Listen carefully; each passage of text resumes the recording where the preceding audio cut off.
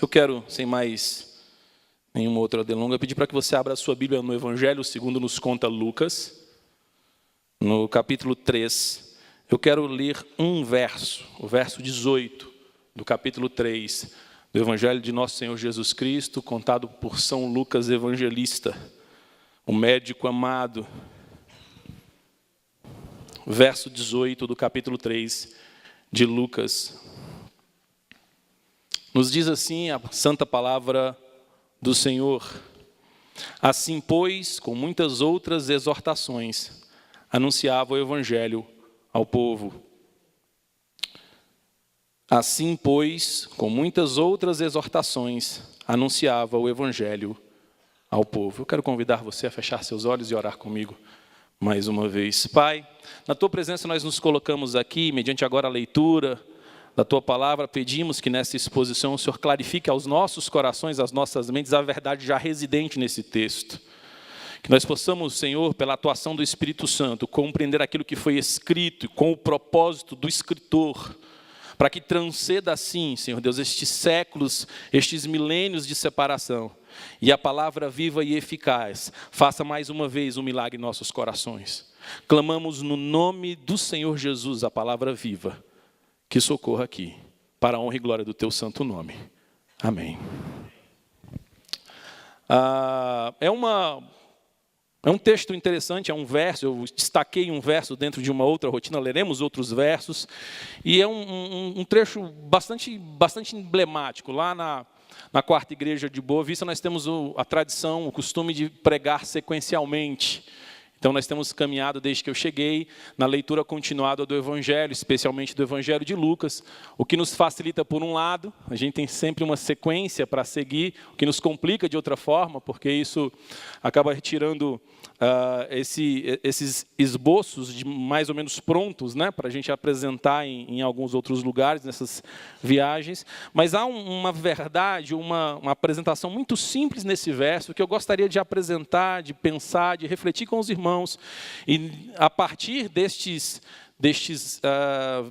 palavras aqui no verso 18, apresentar então a instrução do Senhor para as nossas vidas. Esse verso, então, analisando ele de uma maneira mais ampla, ele faz parte do todo do Evangelho de Lucas. O Evangelho de Lucas é o evangelho mais longo da Bíblia, é o evangelho que tem mais detalhes históricos, é o evangelho que tem mais trechos exclusivos, é o evangelho que narra o ministério de Jesus com uma cronologia. O próprio autor diz que ele fez desta maneira, procurou organizar os fatos como se seguiram cronologicamente. Pode ser que haja algumas inversões, parece certo dizer isso numa análise comparativa entre os outros evangelhos.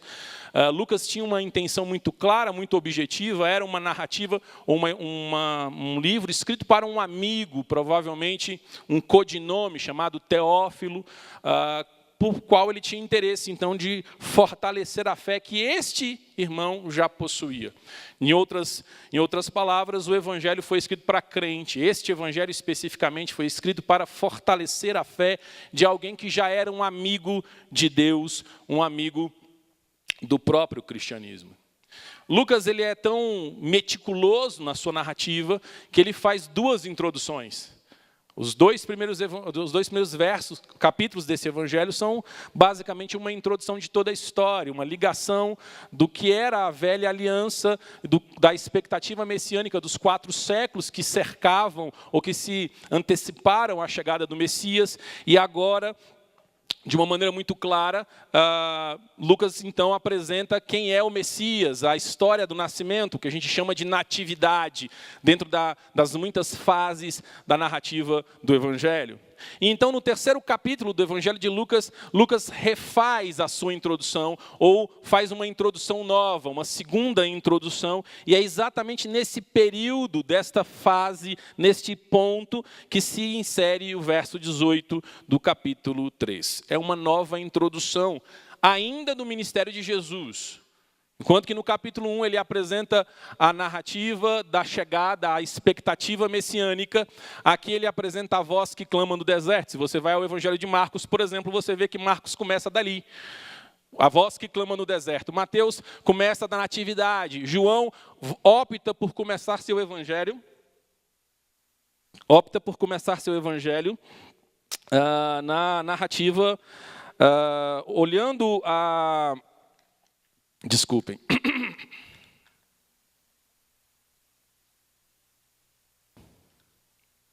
Olhando a... João olha a eternidade e foca-se lá no dia antes do início. São 4 abordagens diferentes do mesmo evangelho, da mesma história. E Lucas, então, no 3º capítulo, foca nesse segundo aspecto do evangelho, na parte específica da preparação messiânica no ministério de João Batista. E sim, esse verso 18 é naturalmente uma fala associada ao evangelista, ao pregador, ao profeta, ao último dos profetas, João, conhecido também por o Batista. Então Lucas, sem muita cerimônia, depois de fazer uma rápida apresentação da expectativa messiânica, da chegada do próprio João, posiciona o ministério de João no início do ministério de Jesus, antecipando a chegada do Cristo. Interessantemente, a genealogia de Jesus era colocada depois deste trecho. Existe uma razão que nós não abordaremos aqui, mas necessariamente para apresentar o ministério de Jesus, ele então se foca no Batista, no João, o pregador, no João, o profeta. Então o verso diz: assim, pois, com muitas outras exortações, João anunciava o evangelho. É a fase final da introdução do ministério de Jesus. Seria o fim da primeira parte do evangelho de Jesus, que ele então tem aqui por interesse narrar. E sem muito esforço, é bem fácil notar isso, sem muito esforço, a gente compreende esse verso. Não há nada misterioso, nem subjacente, nem posterior, nem de uma maneira mais profunda, que precisa ser avaliada com precisão exegética para você compreender esse verso. Ele é muito simples. Literalmente, João, com muitas outras admoestações, advertências, conselhos, falava ao povo do evangelho ou do reino de Deus, da boa nova que viria. É interessante porque a palavra evangelho, segundo o entendimento do próprio Lucas, o autor do evangelho, tem esse aspecto de boa notícia, uma notícia nova, uma novidade interessante.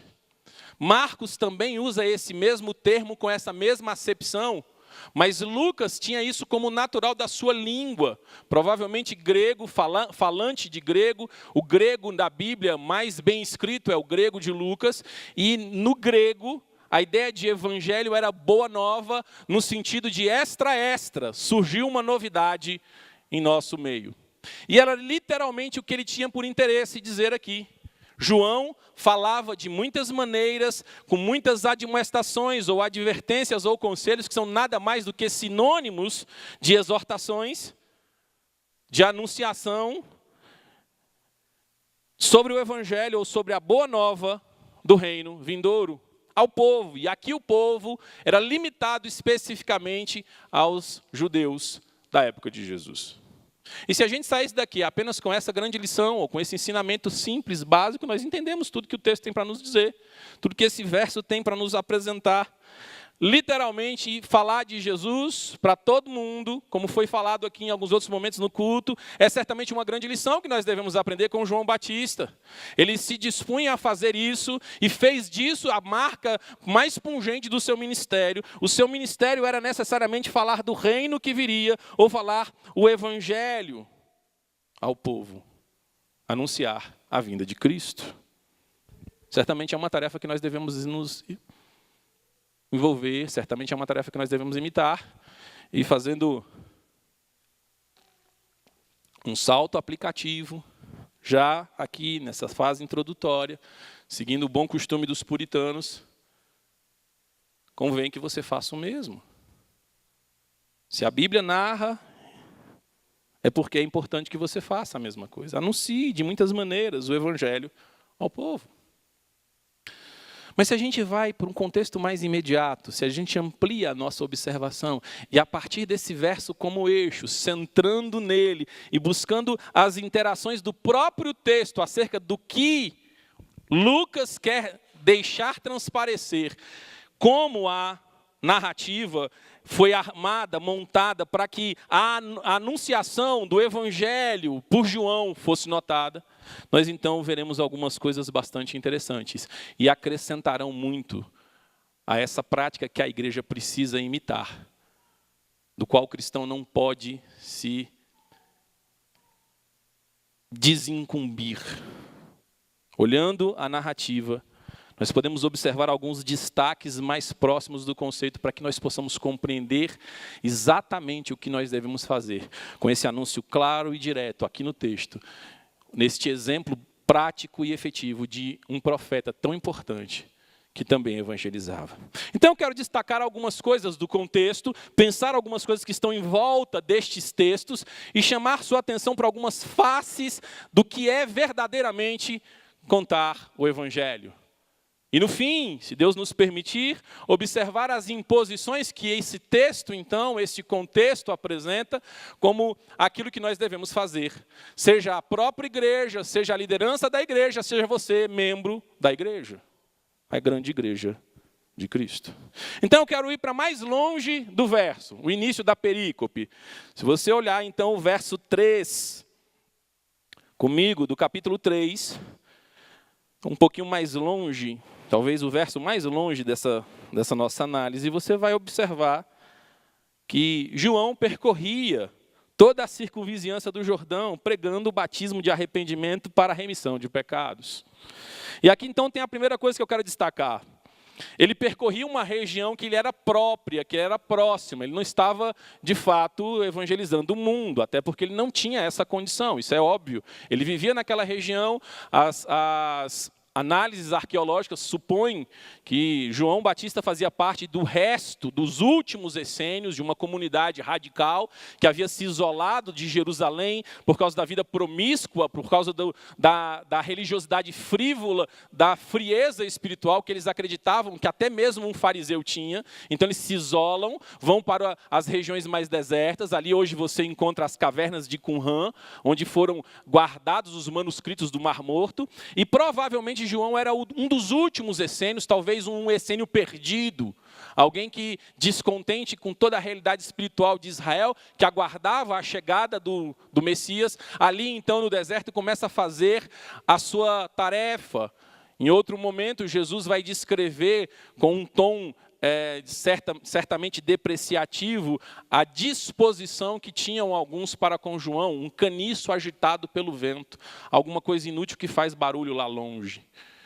Era mais ou menos assim que algumas pessoas enxergavam o ministério de João, porque parecia não fazer muito sentido ir para o meio do nada e pregar o evangelho. Mas era uma região com alguma proximidade de outras casas. Jesus toma esse mesmo expediente em algum momento. João era um pregador da sua circunvizinhança. É o que o verso 3 nos demonstra. Talvez então a primeira lição: há uma circunvizinhança que nós devemos evangelizar. Muito óbvio, muito simples, uma boa prática. Agora é interessante ver que quando João pregava, anunciava o evangelho com muitas outras admoestações, exortações, exemplos, ele literalmente também fazia um batismo de arrependimento. É importante, Lucas não escreve absolutamente nada que ele não tem como propósito que seja efetivamente um exemplo para o cristianismo. Ele diz isso no quarto verso do seu evangelho, no primeiro capítulo, quando ele diz que ele escreveu este livro com o interesse de que ele tenha certeza das coisas que lhe fora ensinada. E aqui então nesse trecho, nesse verso 3, nós descobrimos uma face deste anúncio do evangelho ao povo.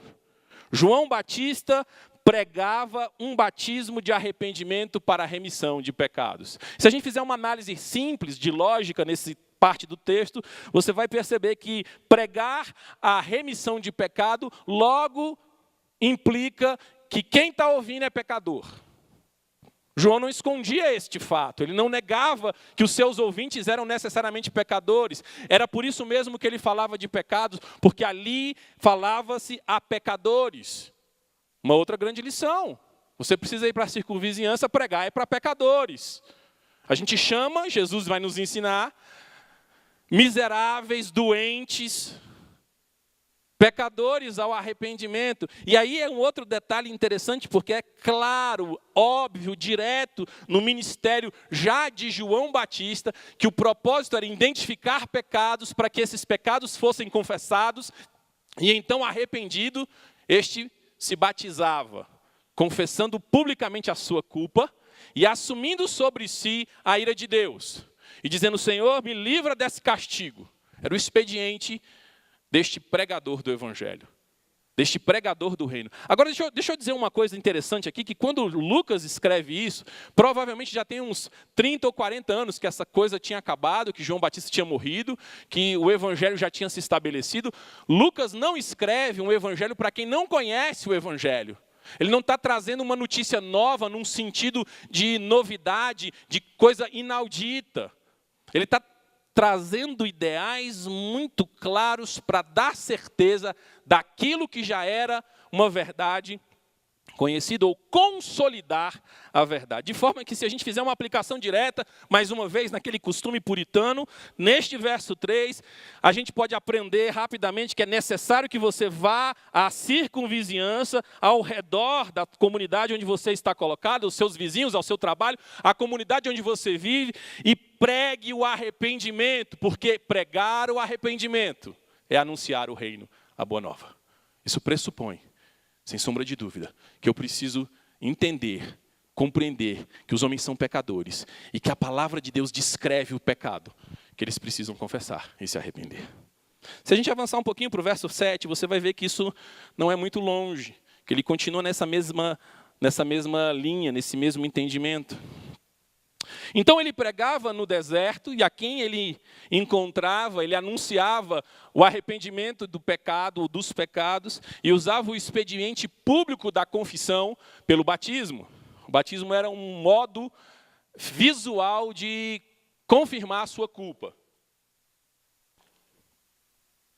No verso 7, então, João dizia às multidões que saíam para ser batizados. Veja, ao pregar sobre o arrependimento e dizer: você precisa publicamente confessar o seu pecado através desse expediente do batismo, multidões ouviam isso e buscavam exatamente esse expediente do arrependimento público, ou seja, da frutificação da pregação do evangelho sobre esta maneira, ou nesta forma.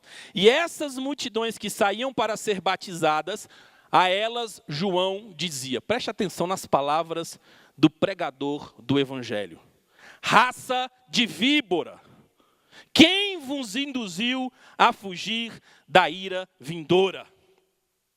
Era assim que aquela multidão agitada, diz o texto, multidões que se reuniam, que afluíam para o Jordão, talvez largando seus negócios, talvez largando os seus afazeres, talvez largando a sua família, buscando algum tipo de consolo para a sua alma, eram recebidos por aquele pregador. Vocês são hipócritas, terríveis, assassinos, bandidos, raça de víbora. Chamar um judeu de raça de víbora não era uma brincadeira que nós fazemos com a sogra. Né? A gente costuma usar esse apelido para a sogra, não é? Não era isso que pensava o judeu quando chamava ele de víbora. Naturalmente, na cabeça dele, ele era levado lá para o deserto, aqueles 40 anos de peregrinação, e para aquele momento onde Deus usou terríveis víboras, serpentes venenosas, para punir o povo por causa dos seus muitos pecados. O povo, então, ao ouvir que eles eram uma raça de víbora, naturalmente eles entendiam que eles eram uma coisa terrível, cruel, assassina, maldita. A própria encarnação do pecado. Deus entrega o homem ao seu pecado e ele ganha de presente de Deus um áspide de fogo, uma serpente mortal, terrível. O povo entendia bem, quando João, este pregador, a qual as multidões buscavam para o arrependimento, lhes recebia com este convite fabuloso: raça de víbora. E é interessante porque aqui, ele não só ofende os ouvintes, ele diz a razão por que eles são uma raça de víbora. Preste bem atenção ao que o verso 7 continua dizendo. Quem vos induziu a fugir da ira vindoura? Muito provavelmente, sem uma dificuldade de leitura, a gente compreende aqui que João havia percebido que esses que estavam buscando o arrependimento pelo batismo, que eram nada mais do que miseráveis pecadores, raça de víbora, estavam ali apenas interessados em aliviar a sua culpa. A sentença de João é terrível. Este profeta, quem vos induziu a fugir da ira vindoura?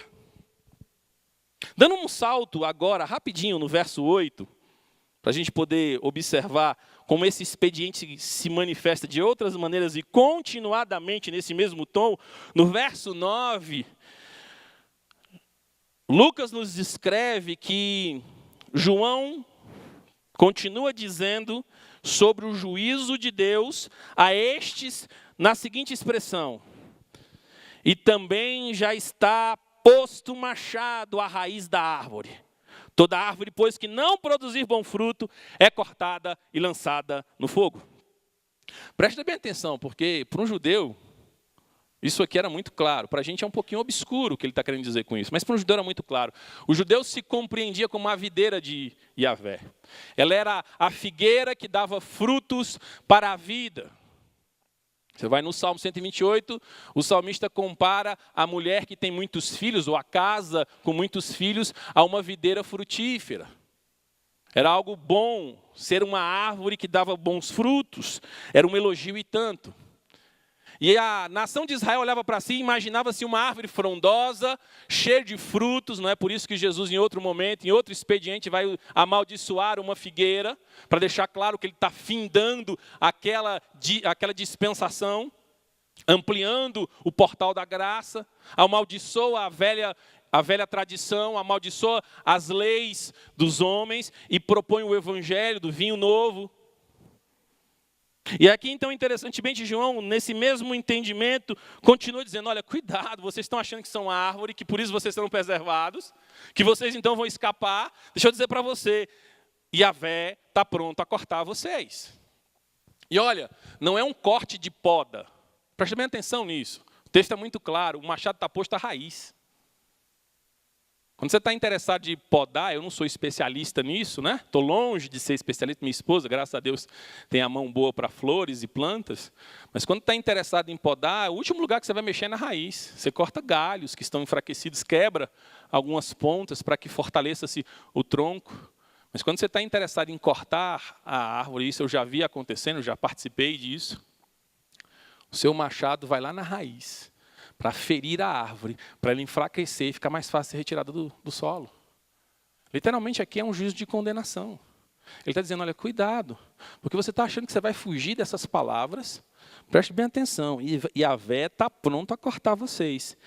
E o final do corte é absolutamente claro, lançar no fogo. Sabe, aqui não havia a disputa que há, e uma disputa de certa forma plausível na cristandade moderna, se fogo quer dizer benesse ou condenação. Se é o agir do Espírito para a nossa santificação, mas para perto do entendimento pentecostal, ou sequer no entendimento mais tradicional, a condenação. Não havia esse entendimento. Fogo era só uma coisa, condenação.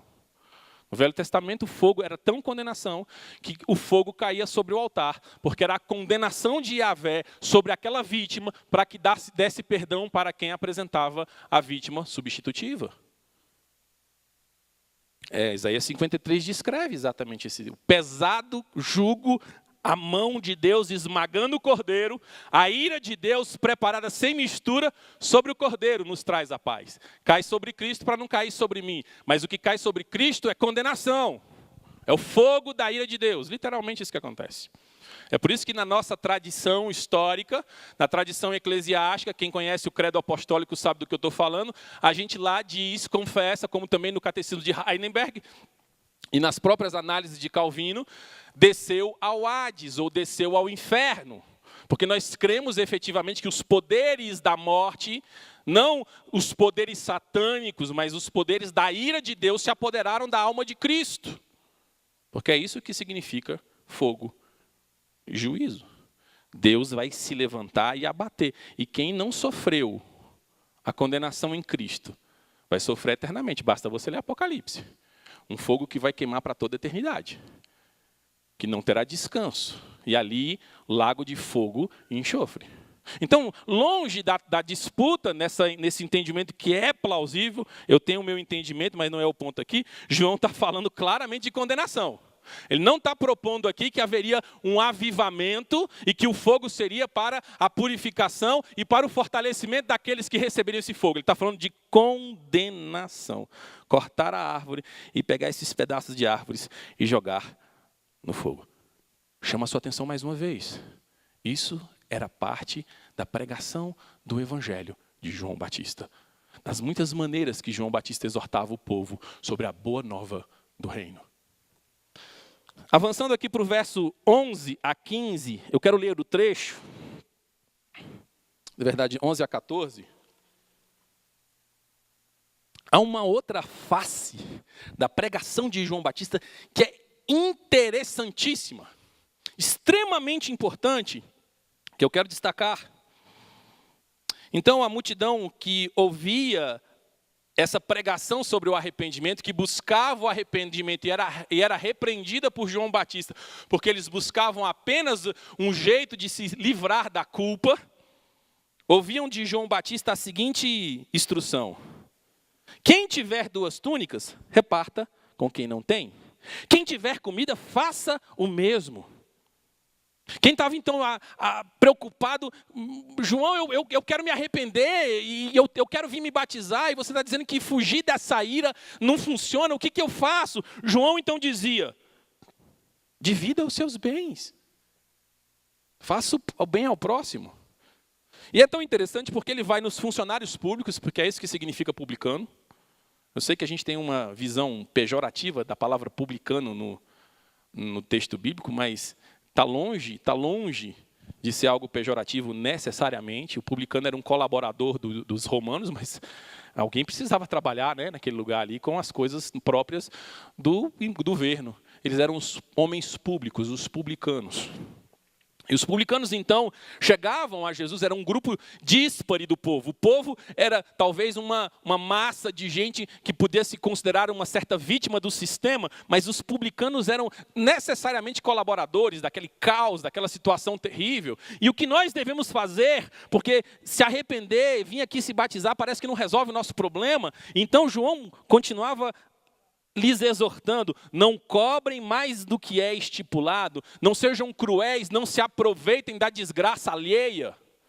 Façam o trabalho de vocês. É interessante porque não há aqui uma proibição de ser um colaborador do Império Romano que oprimia o povo. Não há uma chamada de João Batista para a revolução.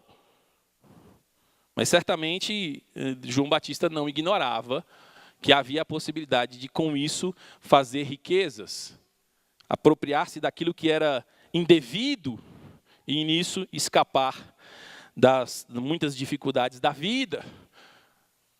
Não abuse do seu poder. E essa mesma instrução, quando os soldados vinham perguntar para João Batista o que eles deviam fazer. Soldado é uma outra classe de pessoas aqui, talvez ainda mais alinhada com todo o sistema opressivo que se abatia sobre Jerusalém naqueles anos. A gente não sabe se esses eram soldados romanos ou soldados a serviço do templo, e isso era indistinto, porque se você vai lembrar, puxar na sua memória, quando Herodes pega Cristo, traz Cristo para ser julgado, não há uma divisão entre Herodes como rei dos judeus e Pôncio Pilato como preposto de César. A guarda é uma só. Herodes era um rei fantoche que estava ali apenas para manter uma relativa paz, mas ele era, na verdade, um funcionário do Império Romano.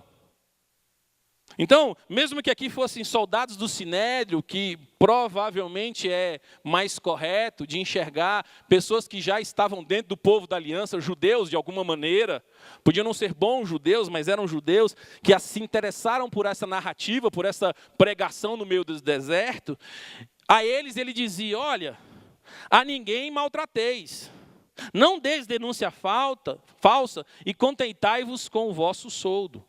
É interessante observar, especificamente aqui, como há um distanciamento natural nesses 3 conselhos, ou nessas 3 exortações, das outras 2. Como o verso 15 a 14 parece levar para a vida prática, para um outro expediente da fé cristã, um outro lado, uma outra face da moeda. E enquanto há uma clareza, uma objetividade na condenação do ouvinte, João não se esquece de falar de algumas coisas próprias e práticas. E eu quero continuar rapidamente nesse mesmo entendimento, observando algumas coisas que nos são muito importantes agora, especialmente na fase de vida que eu estou vivendo agora ali em Boa Vista. É a primeira vez que eu vou falar publicamente disso. Eu atualmente sou coordenador operacional da Kaiowá, no Yanomami de Boa Vista. Um pouco mais de um mês eu fui contratado pela missão para coordenar a ação social de saúde básica para 25 mil indígenas. Muitos deles quase sem nenhum contato com o homem branco. Então é uma nova fase de vida que claramente se volta à ação social. Há poucos meses eu estava envolvido com uma escola cristã.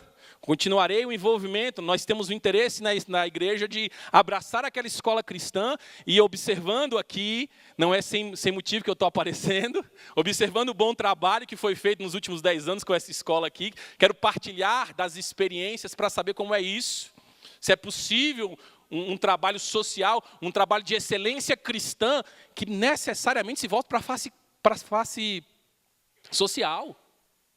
E João está falando nesses versos, sim, de ação social. A ação social não está vetado na igreja, não.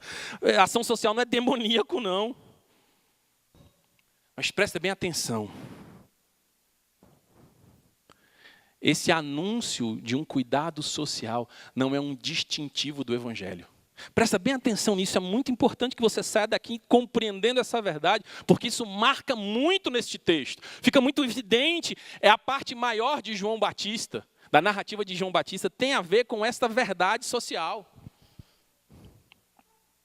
Ele está falando sim, o seu profetismo se volta literalmente ao cuidado do próximo.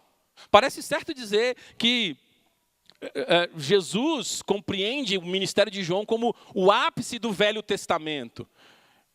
João está fora do novo reino, entenda, por favor, da igreja.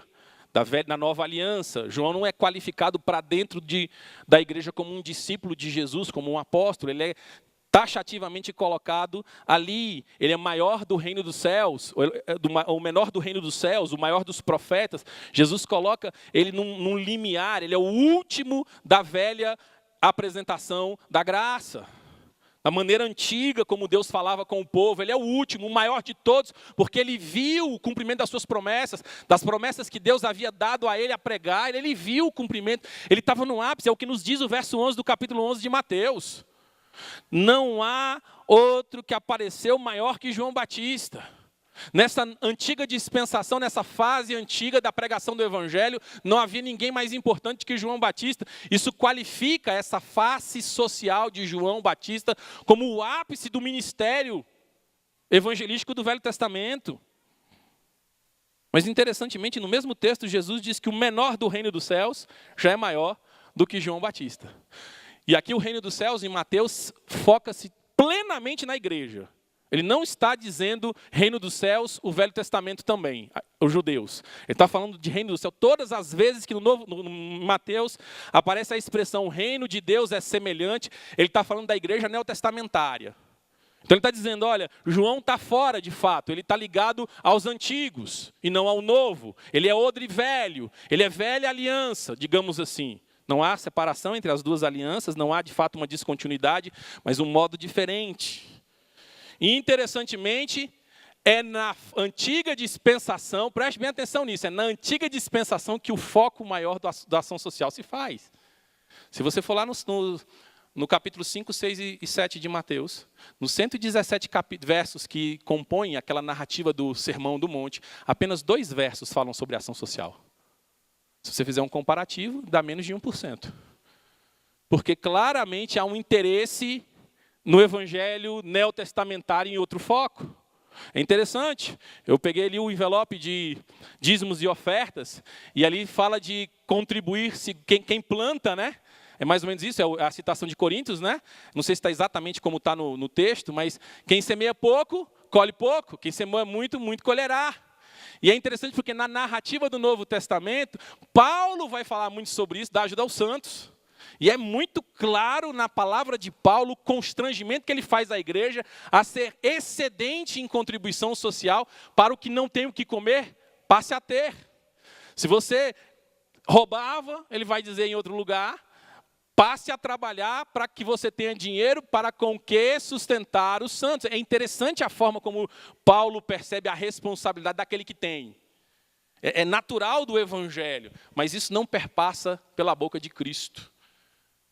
Se você puxar, nas vezes que Jesus transformou a pão, ou multiplicou os pães, ou os peixes, em nenhuma daquelas ocasiões ele alimentou uma multidão faminta e sedenta, porque não tinha dinheiro para comer, porque eram pobres. Não caia nessa narrativa. Não deixe que perverta o evangelho dessa forma. É claro, o texto é absolutamente claro que eles tinham, pelo menos uma boa parte deles tinham dinheiro para comprar os alimentos. Bastava que Jesus os despedisse, mais cedo eles podiam passar no comércio e comprar seus alimentos. O alimento que Jesus multiplica era uma parte de alimentos de que alguns deles haviam levado. A narrativa, segundo a desmistificação dos liberais, é porque naquela época ninguém saía sem um lanchinho da escola. E quando eles estavam lá, cada um queria o seu, e Jesus então chama e faz aquele milagre, e eles então voluntariamente distribuem o que eles já tinham trazido. É claro, não foi isso que aconteceu, a narrativa é clara que os pães e os peixes se multiplicaram, mas como a história prova para a gente que aquelas duas ocasiões onde houve multiplicação de peixes e pães, não eram para gente pobre, não eram para gente insegura alimentar, com insegurança alimentar. Não, eram uma espécie de lanche de fim de culto, literalmente. Não aceite essa imposição dessa narrativa. Mas é necessário olhar para este texto de João e reconhecer, sim, que há um aspecto social claro, pungente, poderoso na responsabilidade social. Eu volto a dizer, especialmente agora, quando eu estou a serviço do presbitério de Roraima, do estado de Roraima, dentro da Kaiowá, trabalhando com a saúde básica dos Yanomamis. Eu estou lá porque eu compreendo perfeitamente a responsabilidade social que o cristianismo tem. Nós precisamos agir. Para quem tem fome, pão. Para quem tem sede, água. Para quem tem frio, o agasalho. Isso é cristianismo. E Jesus não coloca lá, no início do capítulo 6, como uma opção. Ele não diz, se você levantar uma oferta de caridade. Ele diz, quando você fizer isso. 2 versos, de fato, sobre a ação social, mas são poderosos versos da palavra de Cristo. Mas não confunda evangelho com ação social. Em 1830, eu não sou muito bom de citação de nomes, mas escreveram um texto específico, um livro específico chamado Evangelho Social. E as missões começaram a transitar muito mais dentro da ação social do que dentro da pregação do evangelho. Quando William Carey reescreveu e aí se tornou o pai da missão moderna, alguns pegam aqueles levantamentos que ele fez para subsidiar o trabalho dos missionários. Ele levantou custo, quanto que seria necessário investir em quanto tempo para que um evangelista viesse em qualquer lugar do mundo. Ele fez esse levantamento no final do século XIX, se eu não me falha a memória. Quando Carey fez isso, alguns tomaram essas informações e subsidiaram um novo método de evangelismo, uma nova forma de evangelismo. Foi cunhado o termo evangelho social. O evangelho social é o evangelho pervertido. O evangelho social não é a palavra de Cristo. Veja bem, João fala sobre a assistência social, sobre a forma correta de agir no mundo, o trabalho perfeito, o trabalho honesto, como você vai abençoar outras pessoas, quem tem mais de vida com quem não tem. Isso fala-nos do evangelho de Cristo. É uma exortação clara que João traz ao povo sobre o evangelho, que eu e você precisamos imitar. Sim, nós precisamos fazer mais do que temos feito. Mas nós não podemos limitar o evangelho a isso. O evangelho não é só isso. Ao responder sobre o maior mandamento, Jesus não separa o amor ao próximo do amor a Deus. É interessante, qual é o maior mandamento? E Jesus então expressa em uma frase, uma sentença muito direta: amar a Deus sobre todas as coisas. Simplificado aqui. Mas ele continua: o segundo semelhante a este, que nunca pode ser apartado, precisa estar junto dessa resposta que capciosamente você faz, fariseu. Não é o legalismo religioso, precisa se manifestar, essa religião precisa se manifestar no amor ao próximo. E é isso que nós vamos ver em todas as cartas de João, nas cartas, boa parte das cartas de Pedro e de Paulo. Um evangelho que era realmente pungente, operoso, mas jamais confuso. Era claro, era melhor mandar alguém para o céu, maneta, perneta ou faminto, do que encher a barriga das pessoas e entregá-las para serem consumidas no inferno. Era assim que Jesus via esta questão. Não despreze isso, porque é disso que depende a lei e os profetas. O entendimento do Novo Testamento está recheado dessa face. John Stott, no livro Ouça Espírito e Ouça o Mundo, fala claramente sobre essa face, essa dupla face do cristianismo. É necessário que eu ouça o mundo para que eu possa apresentar o evangelho. Divirjo fortemente da TMI, divirjo fortemente da ideia de sopa, sabão e salvação, mas claramente há uma necessidade de dar pão e água para aqueles que têm fome e sede. Não é possível, faço coro com Lausanne, é impossível acreditar num evangelho que mudou meu coração, que não se comove com aquele que padece. Enquanto eu saio de carro confortável para minha casa, alguns precisam pegar o ônibus debaixo de chuva.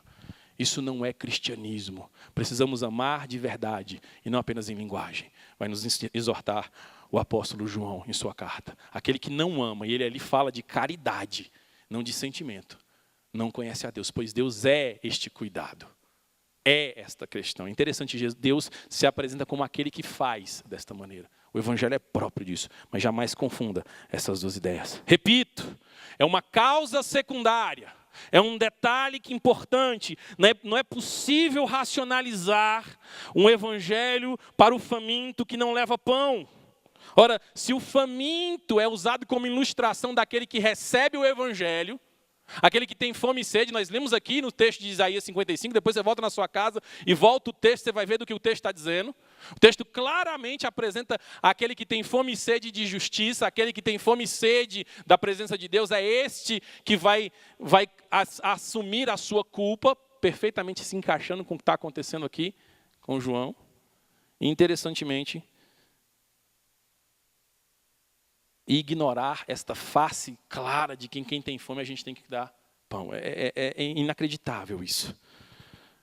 Não pode pensar, você não pode despedir o seu irmão na paz do Senhor enquanto ele padece com coisas físicas e você podendo ajudar.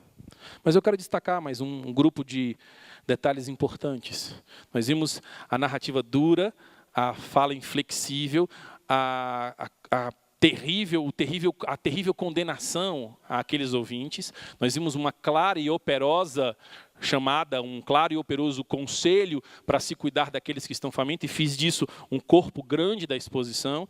Mas quando você vai para o verso 19, volta lá no verso 19, quer dizer, avança ao verso 19 do capítulo 3, você vai encontrar uma narrativa que nos aponta algumas coisas muito interessantes.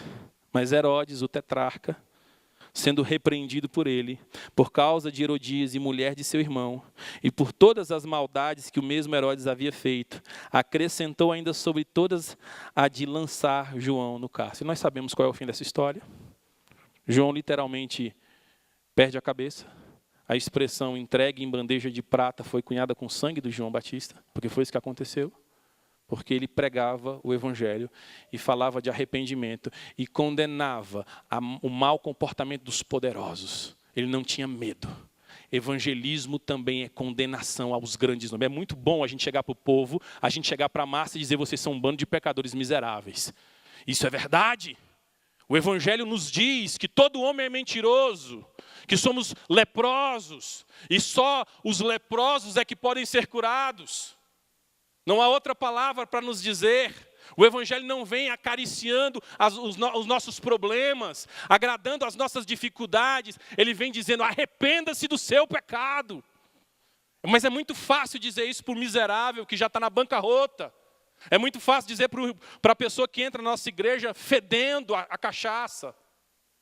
Mas se calar diante dos poderosos, diante de pastores, de líderes eclesiásticos que pervertem o evangelho e vendem a fé, cobram para fazer milagres, seduzem a nação, poderosos políticos que vivem entranhados nos seios das nossas igrejas, subindo nos nossos púlpitos e púlpitos presbiterianos, e dali falando verdadeiras sandices diabólicas. Mas não, nós temos que abraçar esses irmãos e trazer para perto. Mas não foi isso que João Batista fez. Não foi esse expediente que João Batista usou. Ele pôs o dedo na cara de Herodes e disse para ele que ele era um miserável pecador, porque o que ele estava fazendo era condenável pela palavra do Senhor. E não só por causa da questão moral, porque ele havia tomado a esposa do irmão para si e matado o irmão. Não só porque ele havia massacrado várias famílias, mas por uma série de outras atitudes, inclusive a corrupção que existia no Império Romano. A venda de cargos públicos, de cargos eclesiásticos. É interessante que na época de Jesus haviam 2 sumos sacerdotes. É a única fase da história do povo de Israel que haviam 2 sumos sacerdotes. Porque só podia ter um. Mas um era politicamente arranjado. E o outro tinha o direito, de fato, de ter este cargo. O Sinédrio vivia pelas custas de Herodes. E se você lembrar da fala de de Caifás, ali no momento da prisão de Cristo, é melhor que um só padeça pelo povo. Ele estava literalmente sabendo que Jesus era inocente, criando uma narrativa falsa, entregando Cristo para os algozes, com uma tentativa de aliviar a pressão política daquela região e pacificar por mais um tempo, porque senão ele sabia o que ia acontecer, que de fato se concretiza décadas depois, com a destruição de Jerusalém. O Império Romano tinha dito que se aquela situação não passasse, eles iam arrasar com Jerusalém. E o cumprimento da profecia de Jesus é exatamente pela mão do Império Romano.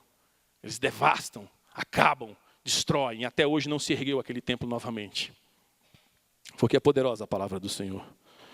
Mas aqui, interessantemente, João pagou com a própria vida. Mas o sangue de João clama até hoje por justiça, diante do trono do Senhor. Homem de que o mundo não foi digno, de quem o próprio Deus se orgulha em ser chamado Deus de João. É interessante, porque a sequência seguinte, do verso 21 e 22, se Lucas está fazendo a narrativa cronológica, preste atenção nesses detalhes. Se Lucas está fazendo a narrativa cronológica como ele disse que está fazendo, o batismo de Jesus foi em seguida a todos esses acontecimentos, a essa má fama e essa situação de crise, inclusive com Herodes. Quando ele se colocou publicamente contrário a todos esses erros.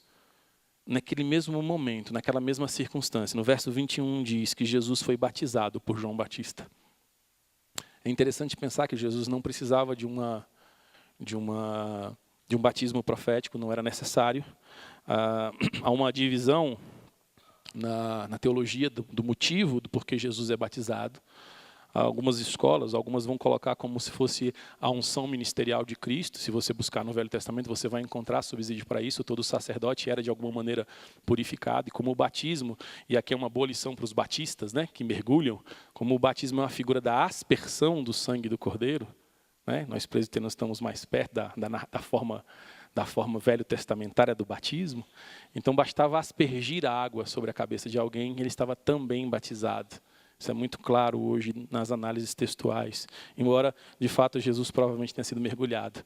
Porque a narrativa conta, a tradição conta que ele provavelmente tenha sido mergulhado. Mas o fato aqui é que Jesus está dando um tácito reconhecimento do ministério de João.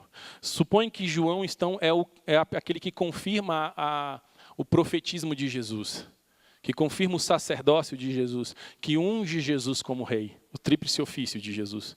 Que neste momento Jesus vai dizer que deixa João, cumpre toda a lei. Supõe que seja isso. Então você vai ver como João Batista era muito importante no projeto de Deus. Marcos deixa isso muito claro para a gente.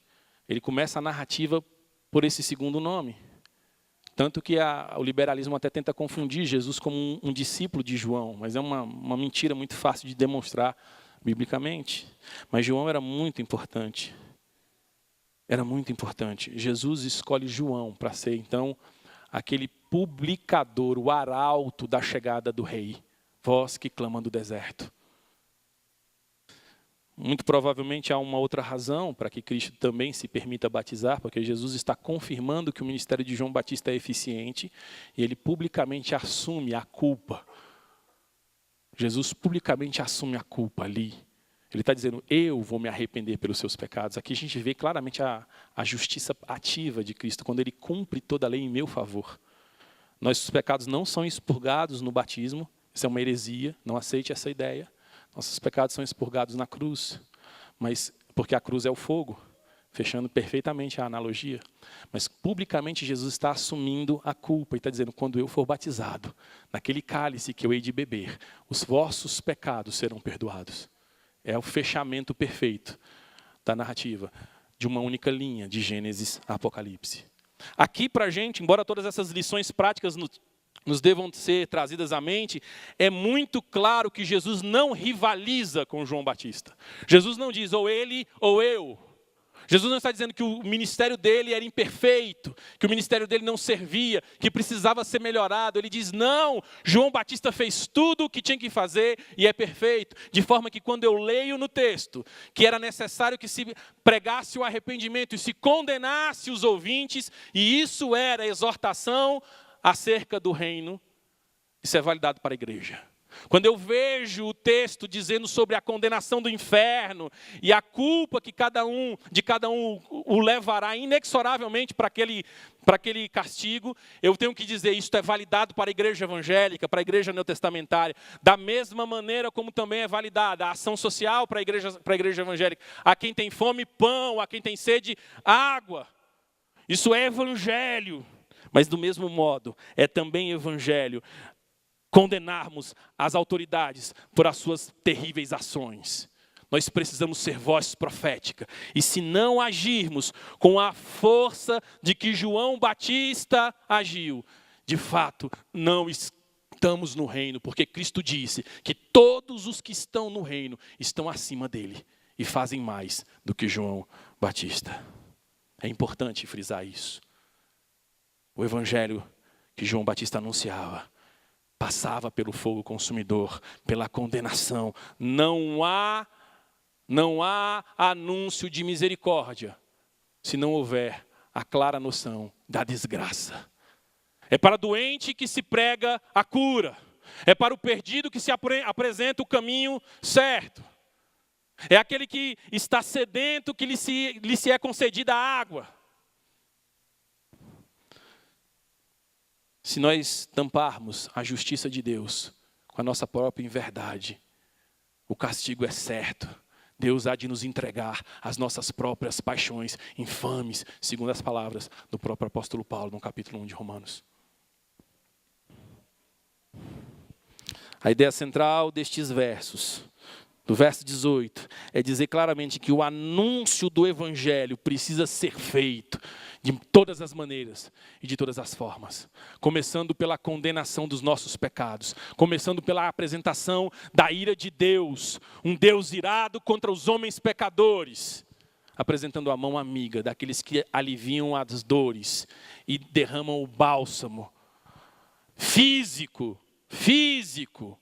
como foi aquele samaritano na parábola de Cristo. E claramente usando como luz e sal, para não deixar que esse mundo descambe na podridão das ações políticas e dos entendimentos progressistas, da agenda que nós temos visto a cada dia alavancar o nosso país e levá-lo a uma fase terrível, apóstata, diabólica do anticristo. Sejamos cada vez mais porta-voz dessas verdades.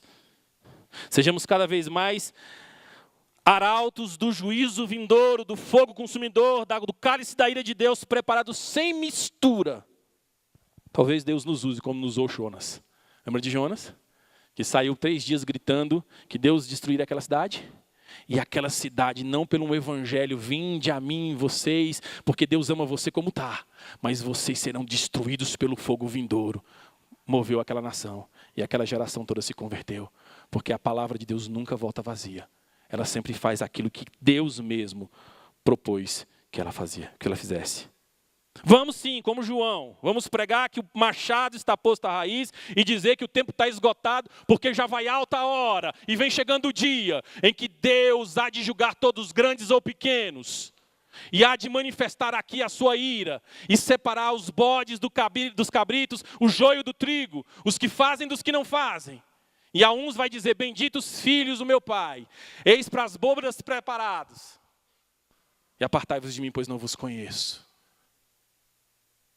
Esse é o evangelho que João já pregava, que Jesus valida e que claramente se espelha em todo o cristianismo bíblico, toda a história da igreja fiel, toda a igreja reformada.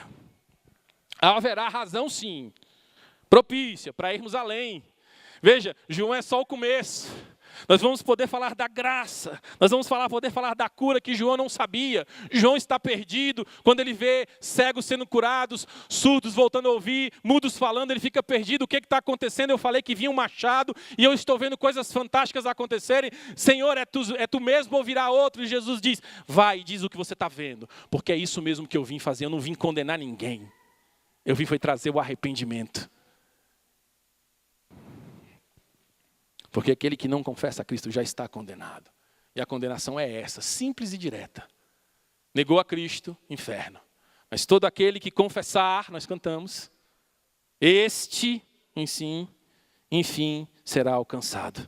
Este faz parte das ovelhas que ouvem a voz. Haverá razão para irmos além, mas nunca numa inversão. Nunca numa subversão. Vamos de Jonas a João e certamente haveremos de ir a Cristo, onde estaremos dispostos a padecer pelo evangelho e sofrer sobre nós a humilhação, para que o sangue dos mártires mais uma vez regue a igreja, para que ela cresça pungente e gloriosa, verdadeira igreja de Cristo, sem mancha e sem mácula, para salvar todo aquele que crê. Porque é melhor perder essa vida e ganhar a próxima, do que encher os nossos bolsos de bem. Meus irmãos, nesta noite eu vos exorto pela palavra do Senhor, a todos aqueles que são líderes, pastores, presbíteros, pregadores, missionários, que nós não podemos nos esquecer de pregar todo o conselho de Deus. A graça só existe para quem está em desgraça, a misericórdia só faz sentido para quem se percebe em miséria. Se eu não falar, eu serei culpado